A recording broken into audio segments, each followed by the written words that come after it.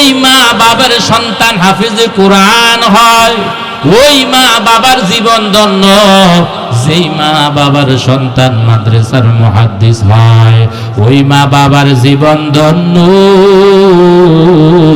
যেই মা বাবার সন্তান মসজিদের ইমাম হয়, ওই মা বাবার জীবন ধন্য।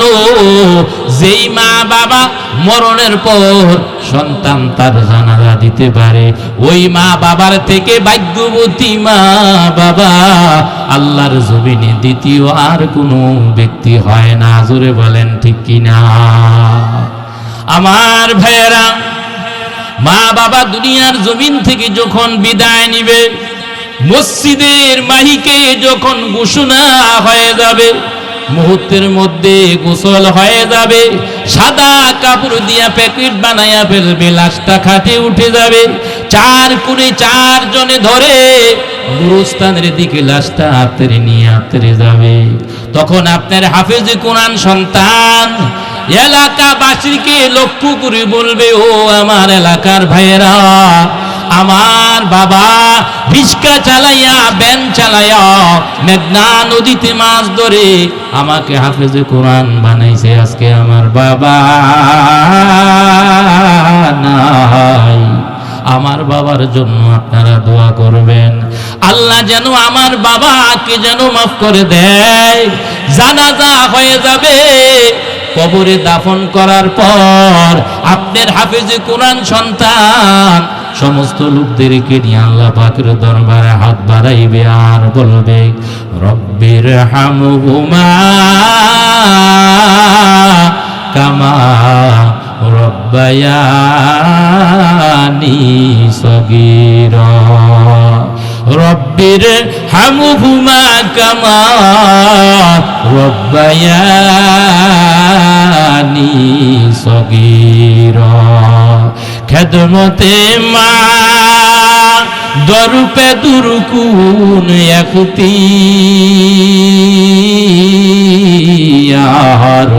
তশবি আজ মাল দৌলত বখতিয়ার। খেদমতে মা দরপে দুরকুন সুবহ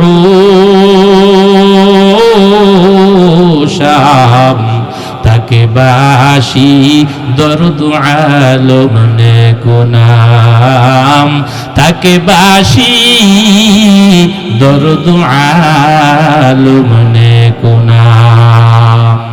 আপনার হাফেজে কোরআন সন্তান সমস্ত লোকদেরকে নিয়ে আল্লাহর দরবারে হাত বাড়াইবে আর বলবে, আল্লাহ ছোটবেলায় আমি যখন আমার মার যখন উদরে যখন ছিলাম, আমার মা বাবা আমাকে যেমন স্নেহ মমতা করে যেমন লালন পালন করেছে, আয় আল্লাহ তুমিও আমার মা বাবাকে ওইরকম স্নেহ মমতা করিয়া লালন তুমি করিও। ইয়া ইলাহি মুঝসে মুঝকো দূর কর, ताकि देखूं मुझ में तुझको एक नजर हुरे कलमा। जितनी नेमत है तू सबसे बढ़कर नेमते दीदार तू जन्नत दो जुग से या रब क्या करूं आरज़ू है माई तुझसे देखा करूं आरज़ू है माई तुझसे देखा करूं। ज़ोरे बोलेन आमीन। इमाम आज़म আবু হানিফা যিনি ৯৯ বার আল্লাহ পাককে স্বপ্নে যুগে আপনি দেখেছেন, আল্লাহর গোলাম আবু হানিফা ৯৯ বার আল্লাহকে প্রশ্ন করেছেন, আল্লাহ কোন আমল করলে কোন কাজ করলে তোমার সান্নিধ্য তোমার নৈকট্য অর্জন করা যাবে। আল্লাহ পাক ৯৯ বার আবু হানিফাকে বললেন, আবু হানিফা আমার কোরআন তেলাওয়াত করো, তাহলে আমি আল্লাহ পাকের সান্নিধ্য, আমি আল্লাহ পাকের নৈকট্য অর্জন করতে পারবা। ইমাম আজম আবু হানিফা, যিনি জীবনে 10,000 বার আল্লাহর কোরআন খতম করেছেন। ইমাম আজম আবু হানিফা, যিনি রমজান মাসে 61 খতম আল্লাহ পাকের কোরআন আত্মরে দিতেন। 30 তারাবিতে 30 খতম, দিনে 1 খতম দিয়ে আরো 1 পারা পড়তেন। মোট 61 খতম কোরআন রমজান মাসে আপনি দিতেন। 2 রাকাত নামাজে 15 30 পারা কোরআন খতম দিয়ে দিতেন। সুবহে সাদিক হয়ে যাইত, তখন আল্লাহর গোলাম আবু হানিফা রহমতুল্লাহি আলাইহি তিনি আল্লাহর কাছে বলতেন, আল্লাহ তুমি যদি রাত্রটা যদি আরো যদি বড় যদি করে দিতা, তোমার কোরআনকে তেলাওয়াত করে আমার অন্তরকে আরো প্রশান্ত করতে পারতাম। ইমাম আজম আবু হানিফা, যিনি এশার নামাজে রুজু দিয়া 40 বছর যিনি ফজর নামাজ পড়েছেন। ইমাম আজম আবু হানিফা, যার সম্পর্কে মাযহাবের একজন ইমাম হযরত ইমাম শাফি রহমাতুল্লাহি আলাইহি তিনি নিজে বলেন, আইদ যিকর নু'মানিন লানা আন্না যিকরহু, আইদ যিকর নু'মানিন লানা আন্না যিকরহু হুয়াল মিসকু মা কাররতহু ইয়াতাদাওয়াউ, হুয়াল মিসকু মা কাররতহু ইয়াতাদাওয়াউ। হযরত ইমাম শাফি রহমাতুল্লাহি আলাইহি শাফি মাযহাব অবলম্বনকারীদেরকে বললেন, ও শাফি মাযহাবালারা শুনো, তোমরা আমার সামনে আবু হানিফার নাম বেশি বেশি করে নাও। শাফি মাযহাবালারা বলে, হুজুর আপনার মাযহাব হচ্ছে একটা, আর ইমাম আজম আবু হানিফার মাযহাব হচ্ছে আরেকটা। আপনি শাফি মাযহাব হইয়া আবু হানিফার নাম বারবার নেওয়ার জন্য কেন বলেন?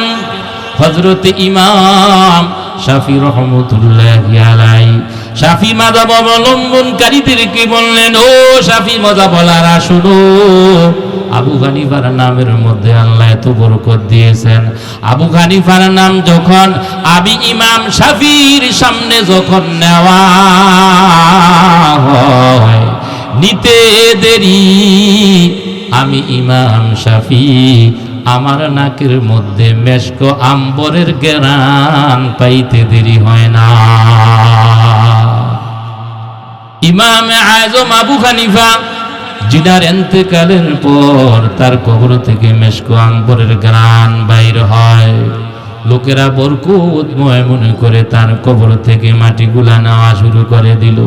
মাটি আবার দেওয়া হয়, আবার নিয়ে যায়, আবার দেওয়া হয়, আবার নিয়ে যায়, আবার দেওয়া হয়, আবার নিয়ে যায়। শেষ পর্যন্ত ওই জমানার আলেমরা আল্লাহ পাকের কাছে বললেন, আল্লাহ আবু হানিফার কবর থেকে যেই পরিমাণ মেশকির ঘ্রাণ বাইর হচ্ছে, লোকেরা বরকতময় মনে করে তার কোমরে সেজদা দিয়ে ফেলবে। আয় আল্লাহ, আবু হানিফার কবর থেকে মেশকের ঘ্রাণটা বন্ধ করে দাও।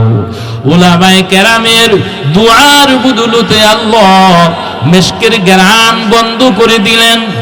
এর পরের দিন উলামায়ে কেরামদেরকে স্বপ্নে দেখানো হয়, আমি আল্লাহ আমার গোলাম আবু হানিফার কবর থেকে মেশকের ঘ্রাণ বাইর করেছি, একটাই কারণ, দ্বিতীয় কোনো কারণ না। আমার গোলাম আবু হানিফার আমার কোরআনের সাথে তার গভীর সম্পর্ক ছিল। তালিল কোরআন পছন্দ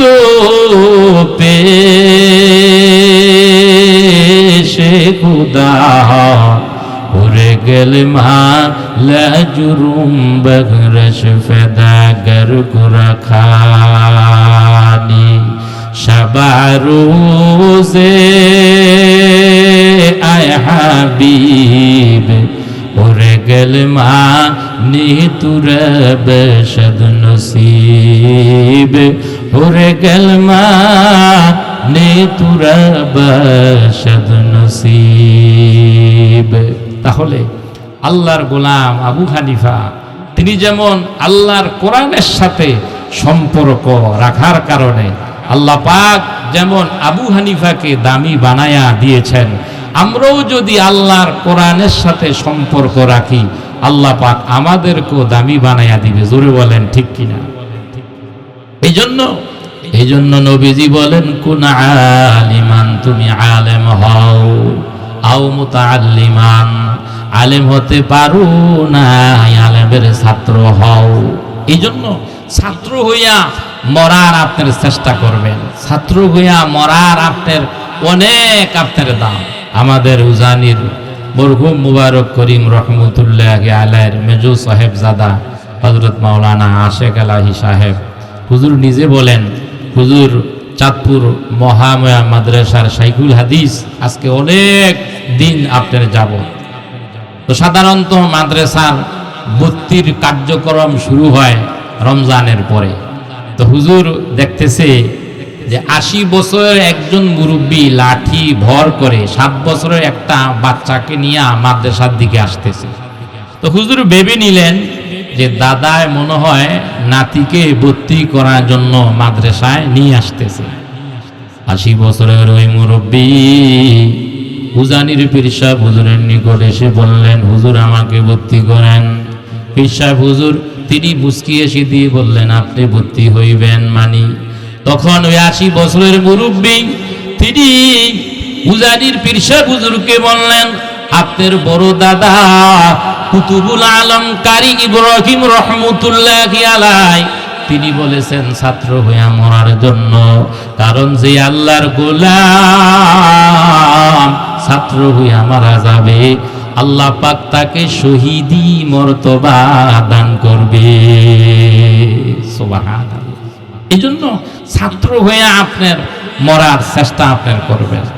আমার ভাইয়েরা, দারুল উলুম দেওবন্দের প্রতিষ্ঠাতা কাসেম নানুতুবি রহমতুল্লাহি আলাইহি তিনি মাদ্রাসার ছাত্রদেরকে কত মহাব্বত করতেন, তিনি মাদ্রাসার ছাত্রদেরকে কত আপনার ভালো আপনার বাসতেন।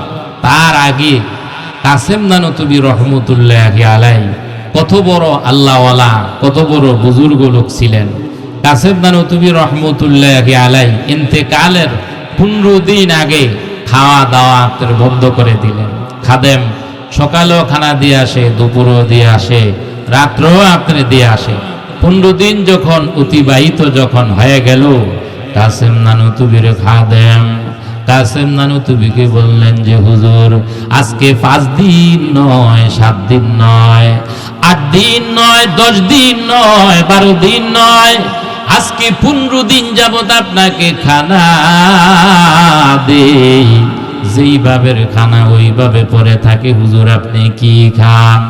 আল্লাহ পাকের ওলি কাসেম নানুতুবি রহমতুল্লাহি আলাইহি তিনি খাদেমকে বললেন, ও খাদেম শুনো, তোমরা ক্ষুধা লাগলে যেমন খানা খাও, আমি কাসেম নানুতুবি ইস্তেজাতের জিকির করার পর আমার মুখে একটু লালা হয়, ওই লালাটুকু যখন আমি কাসেম যখন পান করি সঙ্গে সঙ্গে আমি কাসেমের ক্ষুধা নিবারণ হইয়া যায়।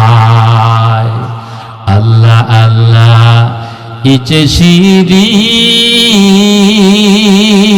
নিস্তু নাম শিরে শকর মিকুনদ জনম তমাম। আল্লাহ আল্লাহ জফনে ওয়ালা বানা দু, আল্লাহ আল্লাহ কামলি ওয়ালা বানা দু। আল্লাহ আল্লাহ क्या मुबारक नाम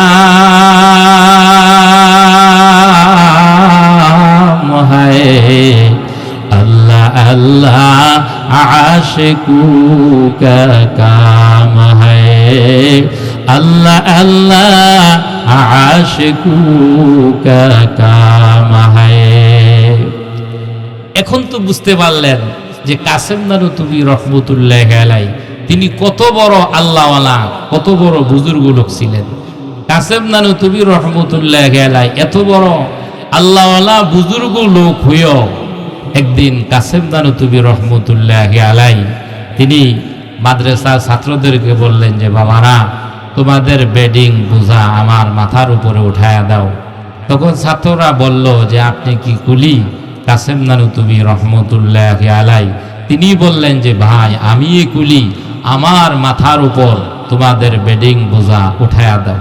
তখন ছাত্ররা তাদের বেডিং বোঝা কাসেম নানুতুবি রহমতুল্লাহি আলাইহির মাথায় উঠায়া দিলেন। ছাত্ররা মাদ্রাসায় গিয়ে জানতে পারেন যিনি আমাদের বেডিং বোঝা মাথায় নিলেন তিনি হচ্ছেন দারুল উলুম দেওবন্দের প্রতিষ্ঠাতা কাসেম নানুতুবি রহমতুল্লাহি আলাইহি।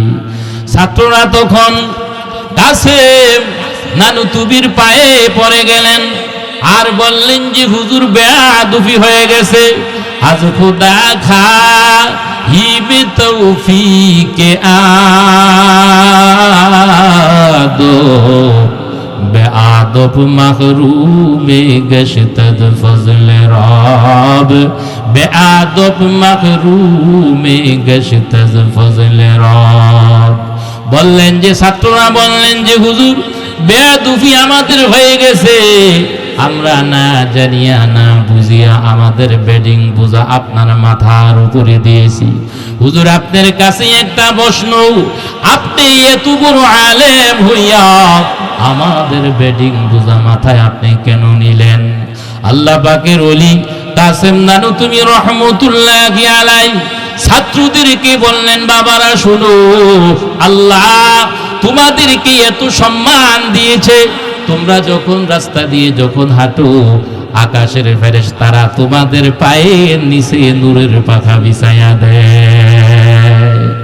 আর কাল কিয়ামতের ময়দানে আমাকে যখন জাহান্নামের দিকে নিয়ে যখন রওনা হবে, তখন আমি কাসেম আল্লাহর কাছে বলবো, আল্লাহ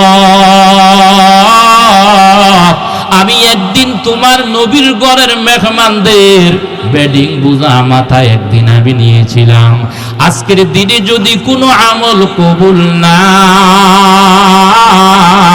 হয়, এই আমলটুকু কবুল করে আমি কাসেমকে নাজাত দিয়ে দাও।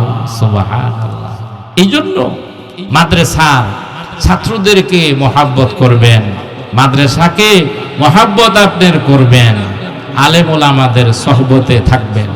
এই জন্য নবীজি বলেন, কুন আলিমান, তুমি আলেম হও, আও মুতাআল্লিমান, আলেম হতে পারো না আলেমের ছাত্র হও, আও মুস্তামিয়ান, আলেমের ছাত্র হতে পারো না আলেমের কথা শুনো, আও মুহিব্বান, আলেমের কথা শুনতে পারো নাই আলেমকে তুমি মহাব্বত করো। কারণ মদিনার নবী বলেন, আল মারু মাআ মান আহাব্বা সহবতে সলেহতুরা সলেহকুনাত সহবতে তো লেহতুরা তো লেহকুনাদ সহবতে মার দাতুরা মার দাকুনাত নর খন্দা বাগির খন্দা কুনাদ এক জমানা সহবতে বা আউলিয়া বেহতরাজ সদ সালে তোআত বেরিয়া বেহতরাজ সদ সালে তোআত বেরিয়া। আমার ভাইরা, নবীজি বলেন, যার সঙ্গে যার মহাব্বত তার সঙ্গে তার কিয়ামত। আমার ভাইরা, আলেমদের সাথে মহাব্বত রাখলে আপনার কি লাভ? হাদিস শরীফের মধ্যে আসছে, একজন লোক আলেম বিদ্বেষী ছিল, আলেম দেখতে পারত না, আলেম দেখলে চোখ বড় করে আপনারা তাকাইতো। ওই লোকটা মরণের কিছুদিন আগে একজন আলেমকে মহাব্বত নিয়ে সালাম আপনারে দিয়েছিল। কিছুদিন পরে ওই লোকটা দুনিয়ার জমিন থেকে বিদায় নেয়। দুনিয়ার জমিন থেকে বিদায় নেওয়ার পর ফেরেশতারা তাকে জাহান্নামের দিকে নিয়ে রওনা হয়। আল্লাহ রাব্বুল আলামিন জাহান্নামের ফেরেশতাদেরকে বলে, ও ফেরেশতারা, তোমরা আমার বান্দাকে কোথায় নিয়ে যাও? ফেরেশতারা বলে, আল্লাহ, আপনার বান্দার এমন কোনো আমল নাই যে আমল দ্বারা আপনার জেল জাহান্নাম থেকে বেঁচে আপনার সুন্দর জান্নাতে যাবে। আল্লাহ রাব্বুল আলামিন ফেরেশতাদেরকে বলবে, ফেরেশতারা থামো থামো, আমার বান্দার একটা আমল আমি আল্লাহ পাকের দরবারে কবুল আছে। আমার বান্দা একদিন আমার বন্ধুর ওয়ারিস আলেমকে সে সালাম দিয়া সম্মান সে করেছিল। এই জন্য আমি আল্লাহ আমার বান্দার জিন্দেগীর গুনাহগুলো মাফ করে দিয়ে আমার সুন্দর জান্নাতের মেহমান বানাইয়া দিলাম।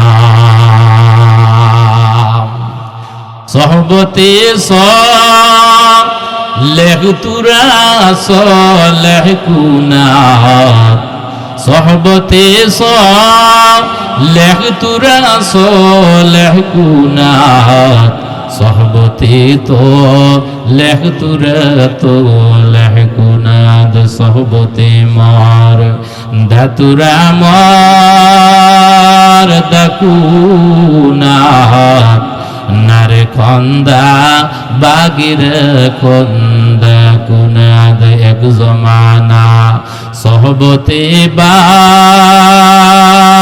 আউলিয়া বেহতর জুসদ সালে তোআত বেরিয়া, বেহতর জুসদ সালে তোআত বেরিয়া। আমার ভাইয়েরা, নবীর একজন সাহাবী হযরতে আবু হুরায়রা রাদিয়াল্লাহু তাআলা আনহু, তিনি আমাদের নবীজিকে বললেন যে, হুজুর, এমন একদিন সময় আসবে পৃথিবীতে আপনি থাকবেন না, তখন আমরা কাদেরকে সম্মান করব? আল্লাহ পাকের নবী তখন তিনি বললেন, ইন্নাল উলামা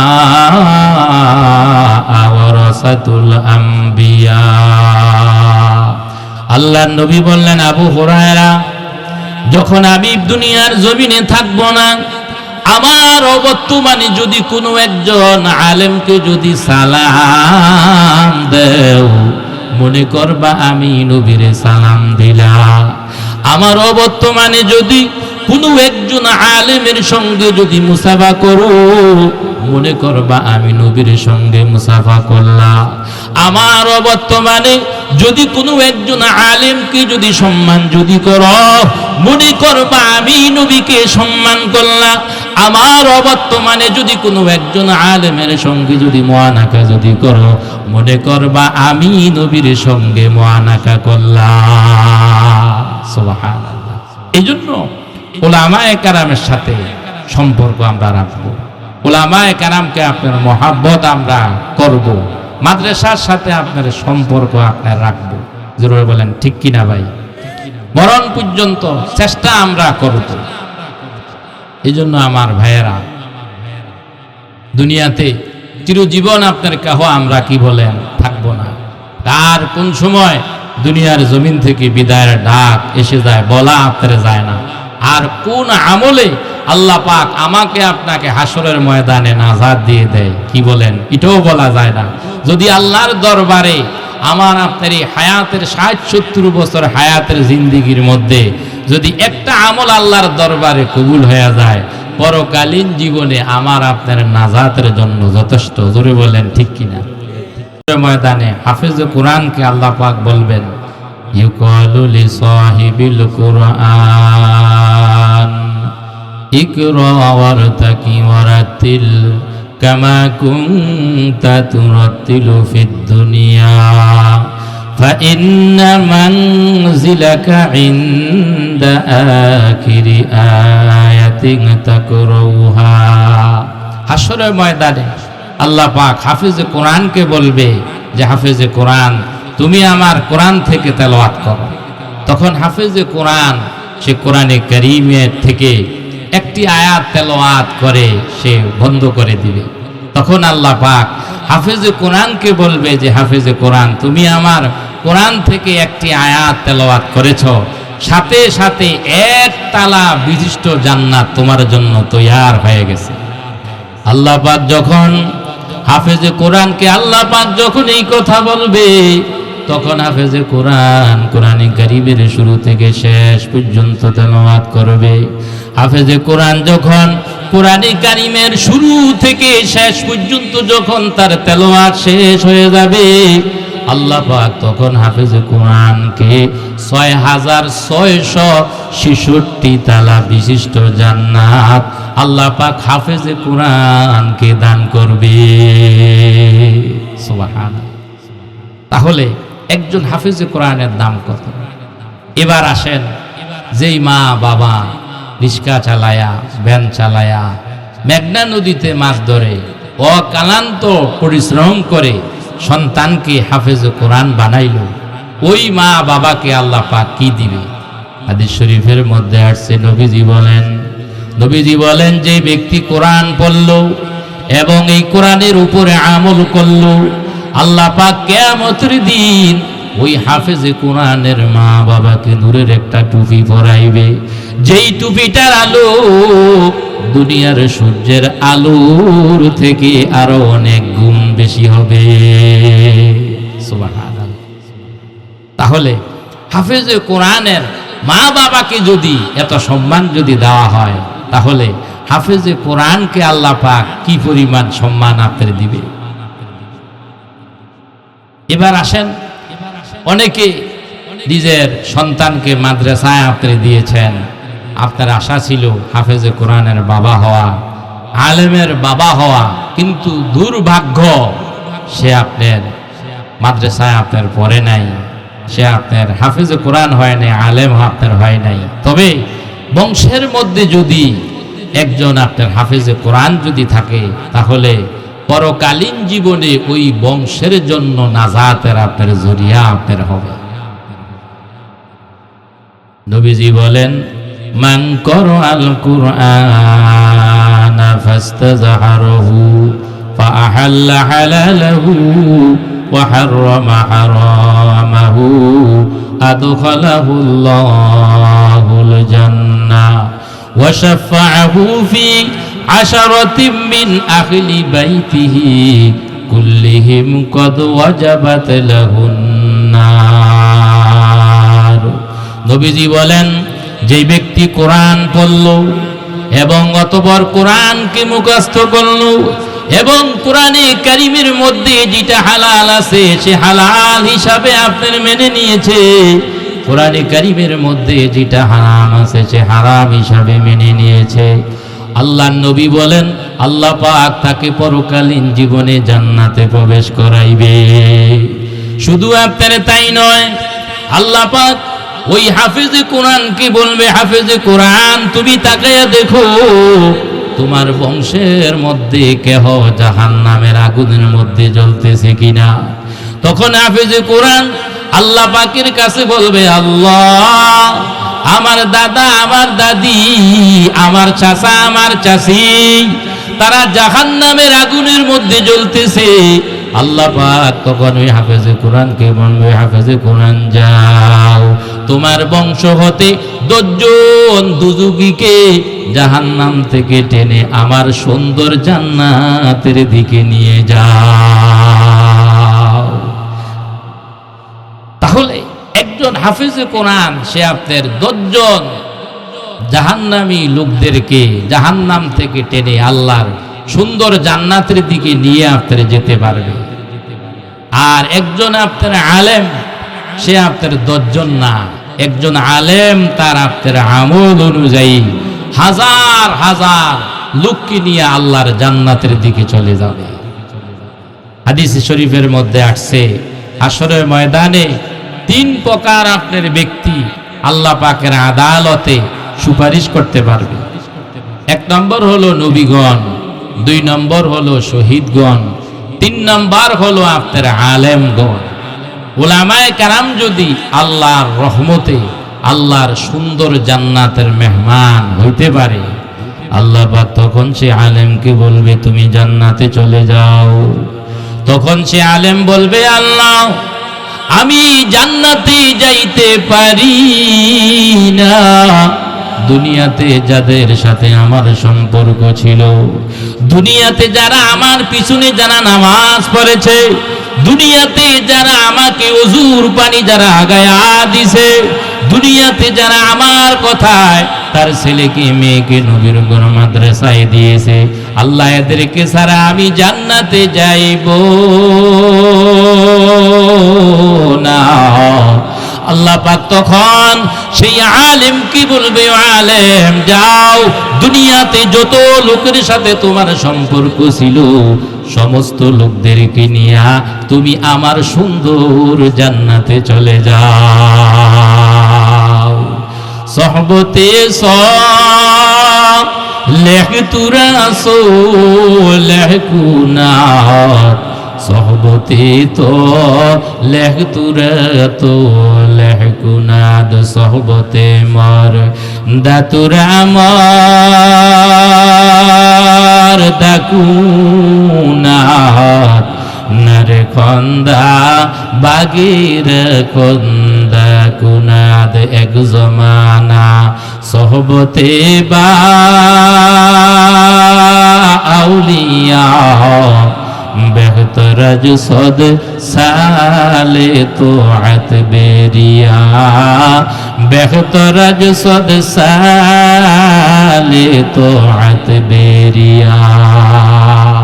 আমার ভাইয়েরা, হাদিস শরীফের মধ্যে আসছে মানুষ যখন মারা যায় তখন আমলের দরজা বন্ধ হয়ে যায়। তবে তিনটা কাজ যদি বন্দায় দুনিয়ার জমিনে যদি করে যেতে পারে, কিয়ামত পর্যন্ত কবরে শুইয়া সে এর সওয়াব পাইতে থাকবে। নবীজি বলেন ক্বালা রাসূলুল্লাহ সাল্লাল্লাহু আলাইহি ওয়াসাল্লাম ইযা মাতাল ইনসানু ইনকাতা আনহু আমালুহু ইল্লা মিন সালাসাতিন ইল্লা মিন সাদাকাতিন জারিয়া আও ইলমিন ইউনতাফাউ বিহি আও ওয়ালাদিন সালিহ আও কামা ক্বালা আলাইহিস সালাতু ওয়াসসালাম। আমার ভাইয়েরা, মানুষ যখন মারা যায় তখন আমলের দরজা বন্ধ হয়ে যায়। তবে যে ব্যক্তি তিনটা কাজ যে ব্যক্তি করে যেতে পারবে, এর দুনিয়ার জন্য যদি তিনটা কাজ করে যেতে পারে তাহলে এর সওয়াব সে আপনার কিয়ামত পর্যন্ত কবরে শুয়া পাইতে থাকবে। এই তিনটা জিনিসের মধ্য হতে একটা জিনিস হলো যে ব্যক্তি দুনিয়ার জমিনে নেক সন্তান রেখে যায়। নেক সন্তানদের দ্বারা উদ্দেশ্য হলো যে ব্যক্তি একটা সন্তানকে হাফেজে কোরআন বানায়া যায়, যে ব্যক্তি একটা সন্তানকে আপনার আলেম আপনার বানায় আপনার যায়। আমার ভাইয়েরা, ওই মা বাবার জীবন ধন্য যেই মা বাবার সন্তান আপনার আলেম আপনার হয়। ওই মা বাবার জীবন ধন্য যেই মা বাবার সন্তান হাফেজে কোরআন হয়। ওই মা বাবার জীবন ধন্য যেই মা বাবার সন্তান মাদ্রাসার মুহাদ্দিস হয়। ওই মা বাবার জীবন ধন্য যেই মা বাবার সন্তান মসজিদের ইমাম হয়। ওই মা বাবার জীবন ধন্য যেই মা বাবা মরণের পর সন্তান তার জানাজা দিতে পারে। ওই মা বাবার থেকে ভাগ্যবতী মা বাবা আল্লাহর জমিনে দ্বিতীয় আর কোনো ব্যক্তি হয় না। জোরে বলেন ঠিক কিনা? আমার ভাইয়েরা, মা বাবা দুনিয়ার জমিন থেকে যখন বিদায় নিবে, মসজিদের মাহিকে যখন ঘোষণা হয়ে যাবে, মুহূর্তের মধ্যে গোসল হয়ে যাবে, সাদা কাপড় দিয়া প্যাকেট বানাইয়া ফেলবে, লাশটা খাটে উঠে যাবে, চার করে চার জনে ধরে গুরুস্থানের দিকে লাশটা আত্রে নিয়ে আত্রে যাবে। তখন আপনার হাফেজ কোরআন সন্তান এলাকাবাসীকে লক্ষ্য করে বলবে, ও আমার এলাকার ভাইয়েরা, আমার বাবা রিস্কা চালাইয়া ভ্যান চালাইয়া মেঘনা নদীতে মাছ ধরে আমাকে হাফেজে কোরআন বানাইছে, আজকে আমার বাবা নাই। আমার বাবার জন্য আপনারা দোয়া করবেন, আল্লাহ যেন আমার বাবাকে যেন মাফ করে দেয়। জানাজা হয়ে যাবে, কবরে দাফন করার পর আপনার হাফেজে কোরআন সন্তান সমস্ত লোকদেরকে নিয়ে আল্লাহ পাকের দরবারে হাত বাড়াইবে আর বলবে, রব্বির হামহুমা কামা রব্বায়ানি সগীরা, রব্বির হামহুমা কামা রব্বায়ানি সগীরা। খেদমতে মা দরপে দুরকুন এখতিয়ার,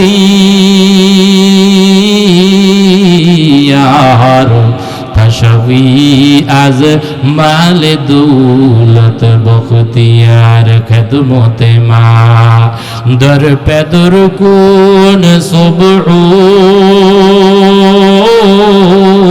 শাম, তাকে বাসি দরদ আলম নে কুনাম, তাকে বাসি দরদ আলম নে কুনাম। আপনার হাফেজে কোরআন সন্তান সমস্ত লোকদেরকে নিয়ে আল্লাহর দরবারে হাত বাড়াইবে আর বলবে, আল্লাহ ছোটবেলায় আমি যখন আমার মার যখন উদরে যখন ছিলাম, আমার মা বাবা আমাকে যেমন স্নেহ মমতা করে যেমন লালন পালন করেছে, আয় আল্লাহ তুমিও আমার মা বাবাকে ওইরকম স্নেহ মমতা করিয়া লালন তুমি করিও। এই কথা আপনার হাফেজে কোরআন সন্তান আল্লাহর কাছে বলে চোখের পানি ছেড়ে দিবে।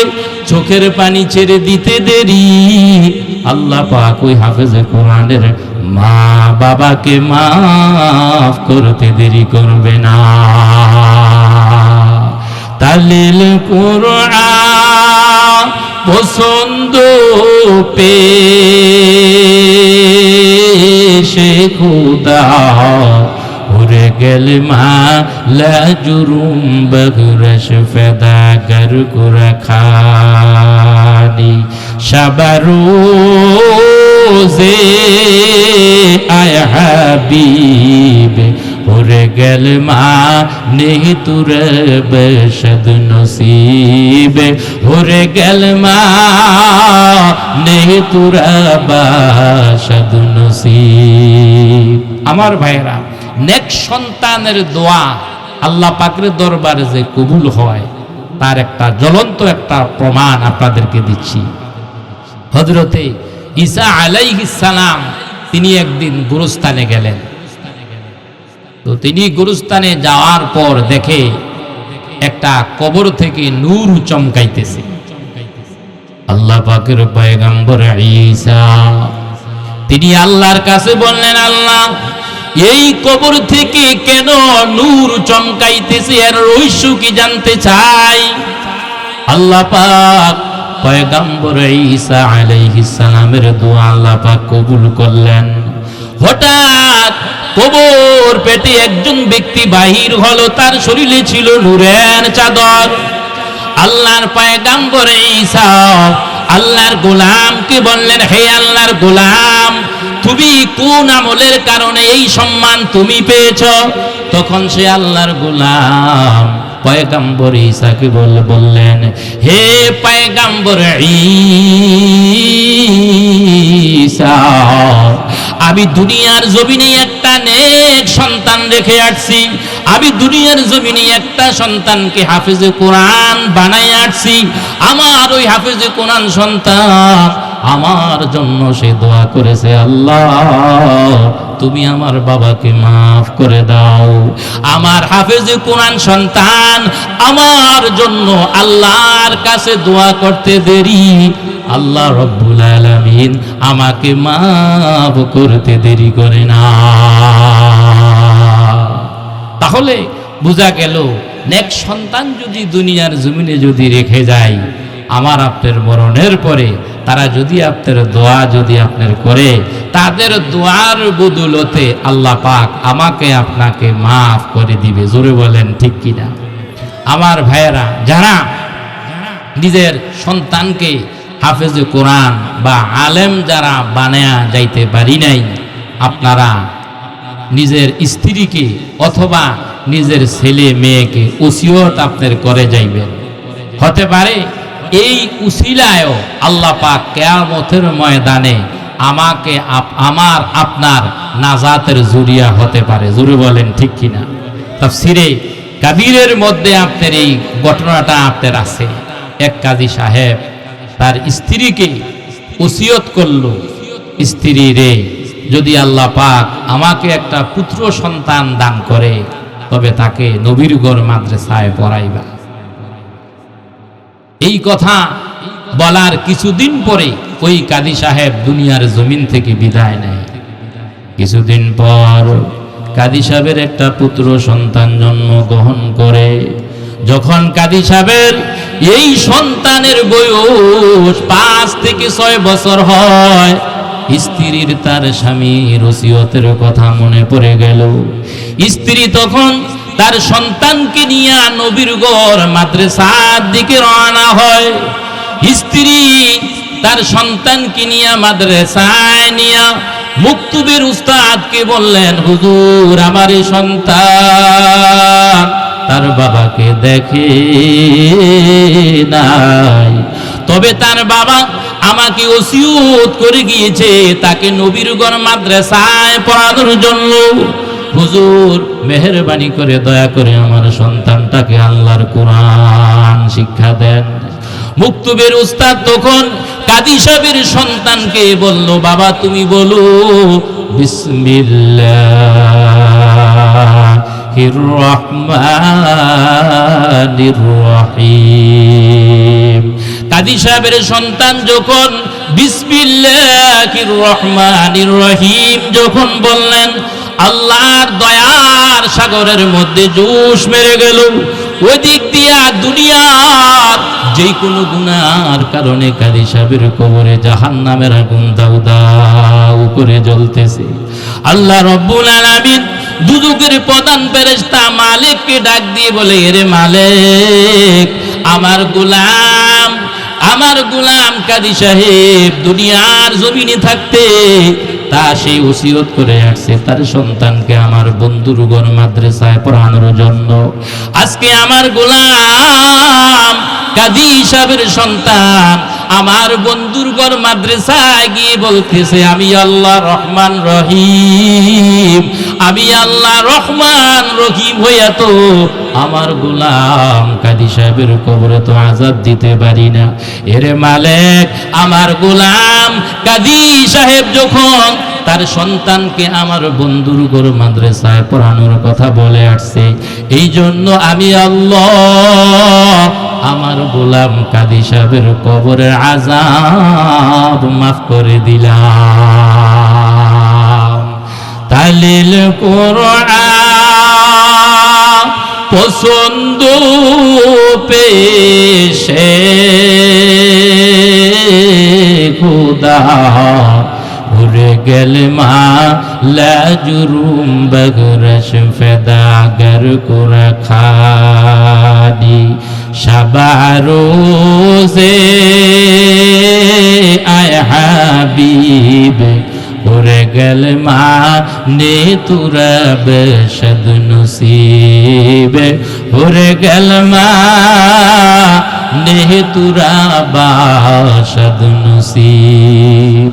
তাহলে দেখেন কাজী সাহেব সে তার সন্তানকে আলেম বানায় দিতে পারে নাই, কিন্তু স্ত্রীকে আপনার ওসিয়ত করে গিয়েছেন কোরআন শিক্ষা দেওয়ার জন্য।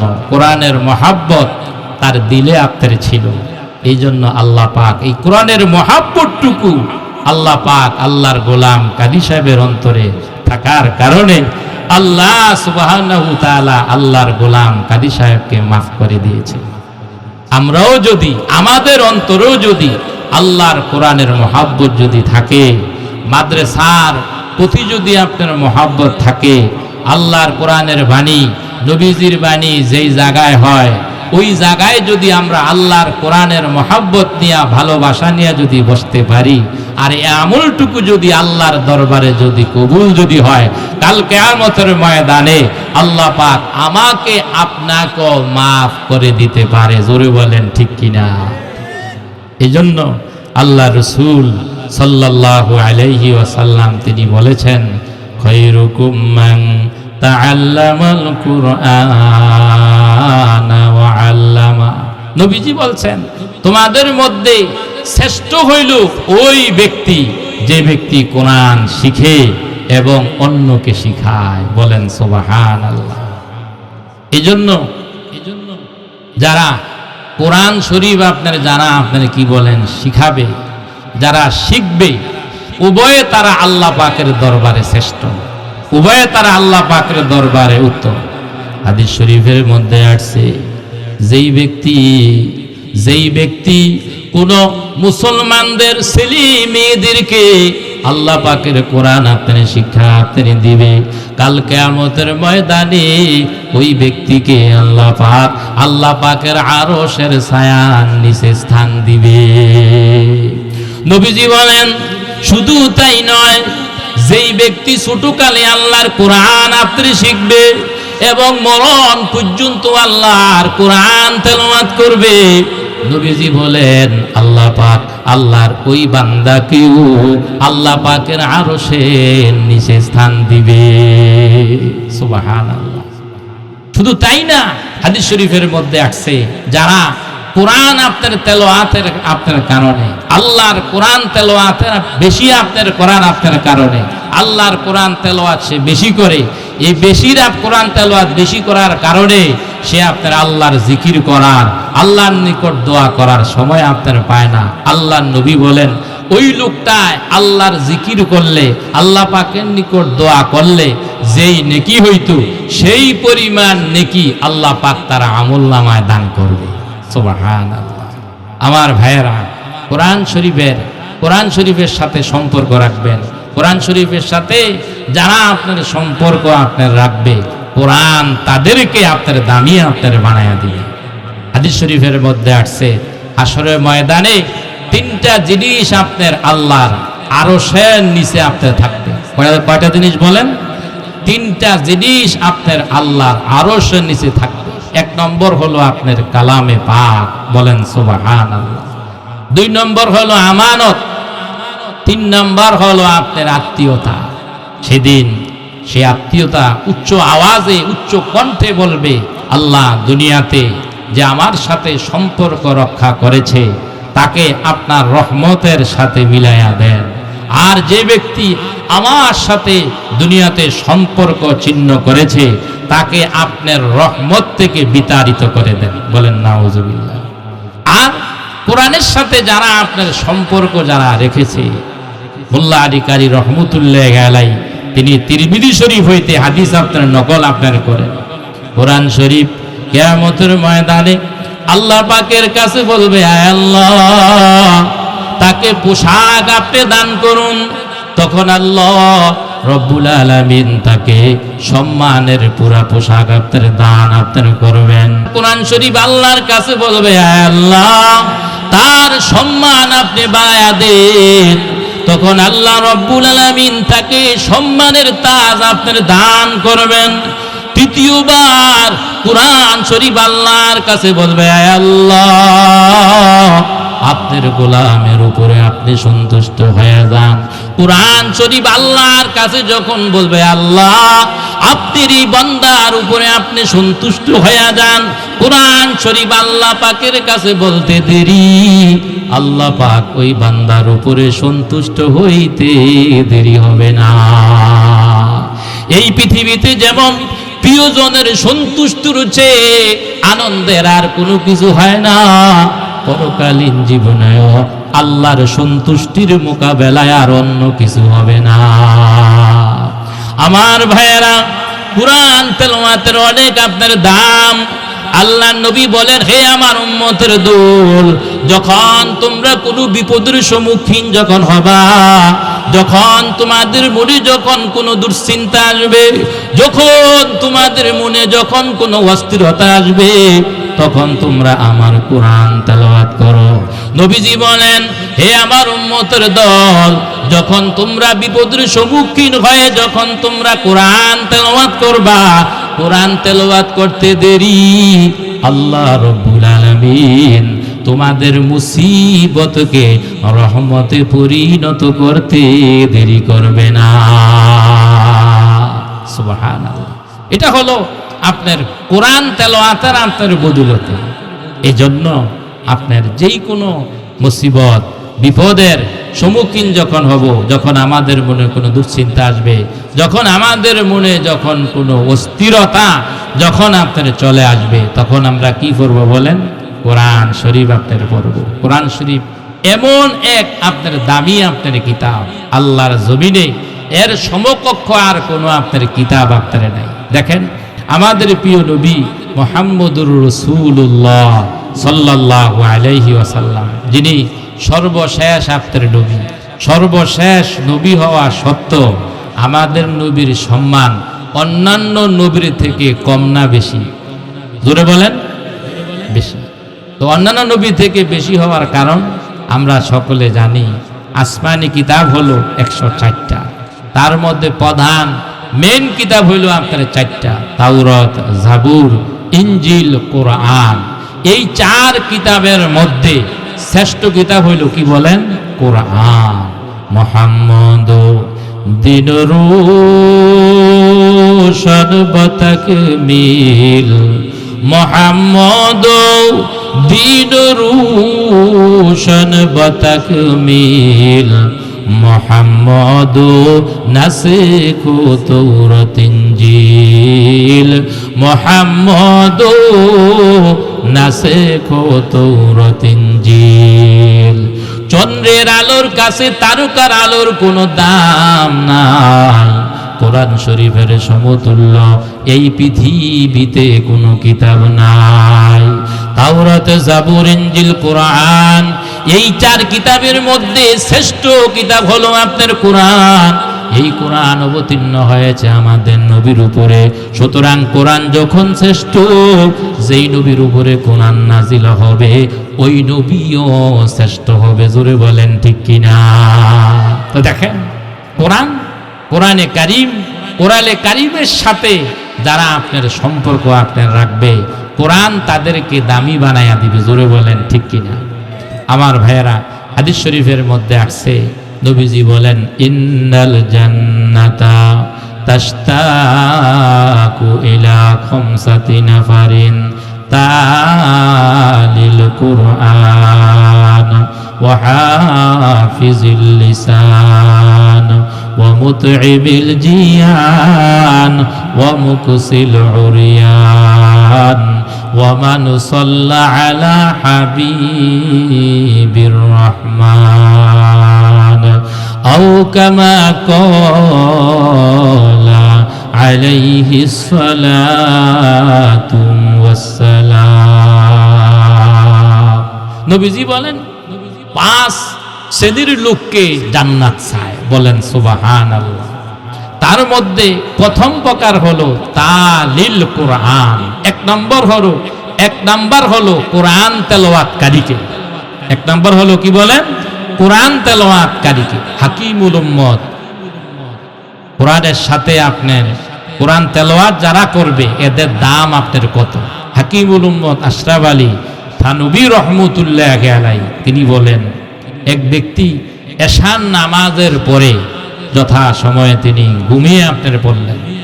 হঠাৎ তিনি স্বপ্নে দেখে সাদা দবদবে পোশাক পরিহিত একজন লোক আইসা তাকে ঘুম থেকে জাগাইল, বলল যে আজকের এই রাত্রে তুমি এমন উদাসীন হয়ে তুমি কেন শুয়ে রয়েছো?